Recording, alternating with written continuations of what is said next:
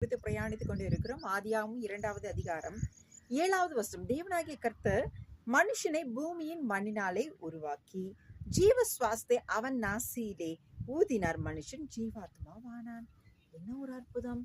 ரொம்ப அழகா மண்ணினாலே நம்மளை எடுத்து இப்படி பிடித்து உருவகம் பண்ணி எடுத்து என்ன பண்ணார், நம்மளுடைய நாசியில மூக்குல அவருடைய ஜீவ சுவாசத்தை தன்னுடைய வாயினாலே நம்மளுடைய நாசியில ஊதினாரு.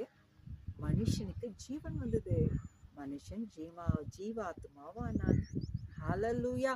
அதனாலதான் இந்த சுவாசம், இந்த ஆத்மா எங்க இருந்து பிறப்பிக்கப்பட்டு வந்தது? நம்ம ஒவ்வொருவருக்கும் ஆண்டவராகிய தேவனாகிய கர்த்தரிடத்துல இருந்து. ஹல்லேலூயா! சோ அதனாலதான் எவ்ரி 7th டே இந்த ஆத்மா தேவனை பார்க்கணும், அவர்கிட்ட ஓடி அவரோடு ஐக்கியமா இருக்கணும்.